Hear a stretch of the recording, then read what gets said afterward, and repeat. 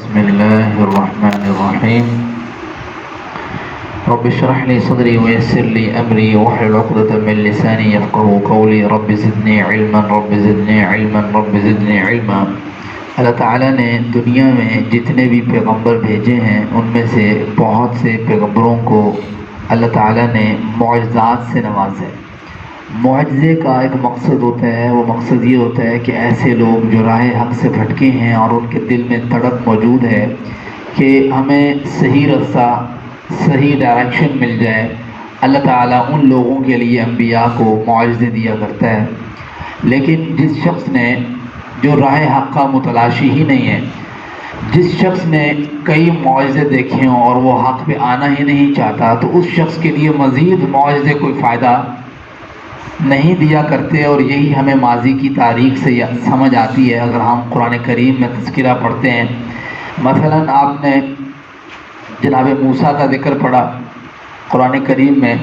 جناب موسیٰ علیہ السلام کا جو ہم نے آج تلاوت کی ہے نماز فجر میں، اس میں بھی جناب موسیٰ علیہ السلام سے ریلیٹڈ ہے، جس میں معجزات کا ذکر بھی ہے۔ سورۃ طٰہٰ کے اندر چیپٹر نمبر 16 کے اندر بڑا ڈیٹیل کے ساتھ اللہ تعالیٰ نے ذکر کیا ہے۔ اس میں آپ دیکھیں کہ اللہ تعالیٰ نے جب ان کو بلایا اور یہ کہا کہ بھئی آپ وَضْمُمْ يَدَكَ إِلَىٰ جَنَاحِكَ تَخْرُجْ بَيْضَاءَ مِنْ غَيْرِ سُوءٍ آیَةً أُخْرَىٰ، ایک تو ان کو یہ ہاتھ والا معجزہ دیا کہ ایسے کر کے ایسے کرتے تو روشن ہو جاتا، اور کہا قَالَ هِيَ عَصَايَ أَتَوَكَّأُ عَلَيْهَا وَأَهُشُّ بِهَا عَلَىٰ غَنَمِي وَلِيَ فِيهَا مَآرِبُ أُخْرَىٰ قَالَ أَلْقِهَا يَا مُوسَىٰ فَأَلْقَاهَا فَإِذَا هِيَ حَيَّةٌ تَسْعَىٰ۔ ایک وہ اژدہا، ایک وہ ان کی جو لاٹھی تھی جس کے ذریعے وہ کہتے تھے میں بکریوں کو جو ہے نا وہ کبھی چارہ بھی دیتا ہوں، اس سے ٹیک بھی لگا لیتا ہوں، فلاں بھی کر لیتا ہوں، اس کو اللہ تعالیٰ نے اژدہا بنا دیا۔ اب یہ سارے معجزے لے کے پہنچ گئے جناب فرعون کی جو ہے وہ دربار میں اور سامنے دکھائے، تو ماننے والوں نے کچھ نے تو مانا اس وقت، لیکن بہت سے لوگوں نے ڈینائی کر دیا۔ فرعون نے جو ہے اپنے دبدبے کے ذریعے کہا کہ یہ تو جادو ہے۔ پتہ تھا اس کو کہ جادو نہیں ہے، اس نے جان کہا کہ یہ کیا ہے، یہ تو جادو لگتا ہے، یہ تو بہت بڑا کوئی جادوگر ہے۔ جادوگر اکٹھے کیے گئے، جادوگر آئے، مقابلہ ہوا۔ اب مقابلہ ہونے کے بعد اب دیکھیں کتنی واضح وضاحت ہو رہی ہے، کتنی واضح صورتحال پیدا ہو رہی ہے کہ چلے مان لیا ایک منٹ کے لیے، چلے ایک شخص کے ذہن میں آ گیا کہ جادو ہے۔ اب جادوگروں کو اکٹھا کیا گیا، جادوگروں کو اکٹھا کیا، انہوں نے اپنی رسیاں پھینکی، جناب موسیٰ نے اپنی لاٹھی پھینکی، اللہ نے ساری اس لاٹھی کے ذریعے اس کو اژدہا بنایا، ساری وہ رسیاں کھا گیا۔ اب پھر واضح ہو گیا معجزہ۔ اب کون ایمان لے کے آیا؟ جنہوں نے ایمان لے کے آنا تھا وہ لے کے آئے، سارے جادوگر ایمان لے کے آئے، قرآن کریم میں ذکر ہے۔ لیکن جس نے ایمان نہیں لے کے آنا تھا اس نے پھر ڈینائی کر دی، اس نے کہا بھائی میں نہیں لے کے آتا ایمان۔ تو مطلب یہ ہوا کہ معجزہ اگرچہ اس مقصد کے لیے ہے کہ لوگ جو ہے وہ جو راہ حق کے متلاشی ہیں وہ اس صحیح راستے پر آ جائیں، لیکن پھر بھی ایسے لوگ موجود ہیں جن کو پتہ لگنے کے باوجود بھی وہ ایمان نہیں لے کے آتے، اگرچہ آپ ان کو اور معجزے بھی دکھا دیں۔ کیوں بھائی؟ فرعون کو اور معجزے نہیں دکھائے اللہ تعالیٰ نے اس کے بعد؟ دکھائے ہیں۔ فَأَرْسَلْنَا عَلَيْهِمُ الطُّوفَانَ وَالْجَرَادَ وَالْقُمَّلَ وَالضَّفَادِعَ وَالدَّمَ آیَاتٍ مُفَصَّلَاتٍ۔ اللہ تعالیٰ نے اتنے عذاب بھیجے اس کے اوپر، کبھی ٹڈی کا عذاب، ٹڈی دل جس کو کہتے ہیں، کبھی مینڈکوں کا عذاب، کبھی خون کا عذاب، پھر دعائیں کرواتا تھا وہ جو موسیٰ کو کہو آپ کر دیں، ہم دوبارہ جو ہے نا اس طرح نہیں ہوگا، ہم تو پھر وہ لوٹ آئیں گے، موسیٰ علیہ السلام کی جو دعوت ہے اس کی طرف لوٹ آئیں گے۔ اب دعا کرنی، صحیح ہو جانا، بعد میں پھر جانا اس نے۔ یہی حال کچھ مشرکین مکہ کا تھا۔ اللہ تعالیٰ نے اسی سے ریلیٹڈ بات کی، آج کی ایک تو آیتیں وہ سن لیں۔ وَيَقُولُونَ، اور وہ کہتے ہیں، لَوْلَا أُنزِلَ، یہ سورۃ یونس کی آیت نمبر 20 ہے، اور وہ کہتے ہیں لولا، کیوں نہیں، انزلہ، نازل کی گئی، علیہ، ان پر، آیۃ من ربی، اللہ تعالیٰ کی طرف سے نشانیاں، اس کے رب کی طرف سے نشانیاں۔ بھئی مثال کے طور پر قرآن کریم میں تو ذکر ہے نا مشرکین مکہ کی باتوں کا۔ اللہ تعالیٰ نے کہا ہے کہ وہ کہتے تھے او تکون لک جنت من نخیل، اور اس کے پاس، اس نبی کے پاس کوئی بہت بڑا باغ ہو، پھر ہم مانیں گے ہاں بھائی اس کے پاس تو بڑا مال ہے، ٹھیک ہے۔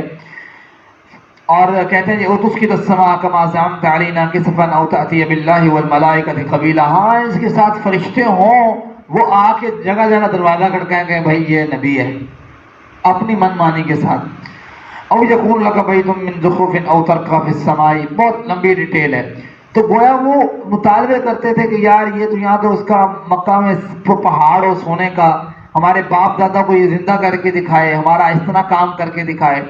اللہ تعالیٰ فرماتے ہیں اے اللہ کے نبی ان سے آپ کہیں فقل، آپ ان سے کہہ دیجئے انما الغیب للہ فانتظروا، دیکھو میں اپنی مرضی سے کوئی کام تھوڑا کرتا ہوں کہ میں آپ مجھے کہو یہ کر دو میں وہ کر دوں گا، کام تو اللہ کی مرضی سے ہونا ہے، غیب تو اللہ جانتا ہے کہ کب اس نے کون سا معجزہ دکھانا ہے۔ فانتظروا، تم انتظار کرو، انی معکم من المنتظرین، میں بھی تمہارے ساتھ انتظار کرنے والا ہوں۔ دیکھو اللہ نے قرآن کریم سب سے بڑا معجزہ ہے جس کی فصاحت و بلاغت کے متعلق تم سب جانتے ہو، تمہیں پتہ ہے کہ کتنی فصاحت و بلاغت والی کتاب ہے، پھر بھی تم اس طرح، اور اللہ کے رسول کو ایک معجزہ نہیں دیا گیا، کئی ایک معجزات دیے گئے، لیکن جو ایمان لانا چاہتے ہیں ان کے لیے تو ایک معجزہ کافی تھا، اور جو نہیں لانا چاہتے ہیں ان کے لیے کئی معجزے بھی ہوں۔ یہ بھی معجزہ مان لیں، اللہ تعالیٰ کے لیے مشکل تو نہیں ہے سونے کا پہاڑ بنا دینا، لیکن مسئلہ یہ ہے کہ آ جاتا تم نے کیا کرنا تھا، پھر تم نے پھر جانا تھا، جس طرح بھی موسیٰ علیہ السلام کا ہم نے ذکر پڑھا، ان کی قوم کا ذکر پڑھا۔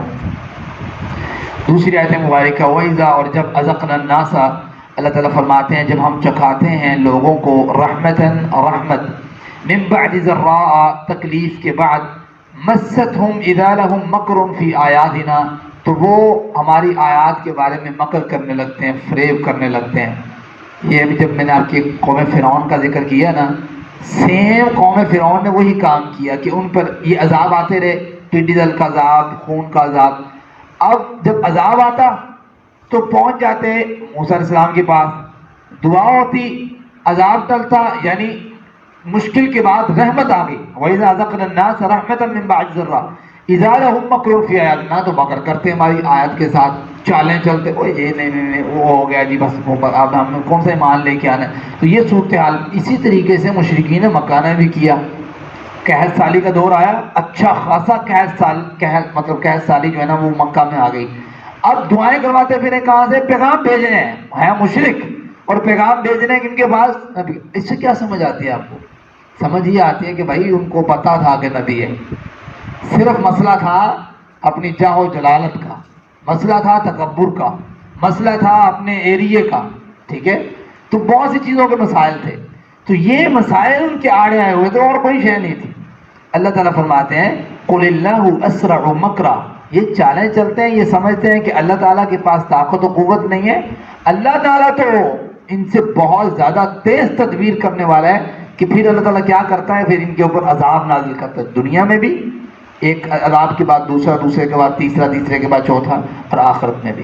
إِنَّ رُسُلَنَا يَكْتُبُونَ مَا تَمْكُرُونَ، یاد رکھیں جو بھی یہ مکر کر رہے ہیں، جو بھی یہ فریب کر رہے ہیں، ہمارے جو بھیجے ہوئے کرامن کاتبین ہیں، یہ ان کی ہر ایک ایک مکر کو نوٹ کر رہے ہیں۔ تو گویا اللہ تعالیٰ کی جو تدبیر ہے وہ قیامت کے دن ان کے اوپر بھی اس طریقے سے ہی طاری ہوگی، یعنی اللہ تعالیٰ پکڑ کرے گا بڑی سخت قسم کی۔ تو یہ ساری چیزیں اللہ تعالیٰ نے ڈسکس کی ہے، اس میں بہت اہم پیغامات ہیں، پچھلی قوموں سے بھی حاصل ہونے والے اسباق ہیں، اور ہمارے اپنے ہی امت محمدیہ کے سٹارٹ میں جو مشرکین عرب کا حال تھا اس سے بھی اسباق ملتے ہیں۔ اور آج بھی اگر ہم حق آنے کے بعد ادھر ادھر کریں تو گویا ہم اپنا کوئی ذاتی مقاصد جو ہے نا وہ اچیو کرنا چاہتے ہیں، لیکن حق جو ہے وہ جب آتا ہے تو انسان کو ایک دفعہ دل میں پیدا کر جاتا ہے کہ بھائی یہ چیز صحیح ہے۔ تو دعا یہ اللہ مجھے اور آپ کو قرآن مجید کی سمجھ، اس کے مطابق عمل کی توفیق دے۔ وما علینا الا البلاغ۔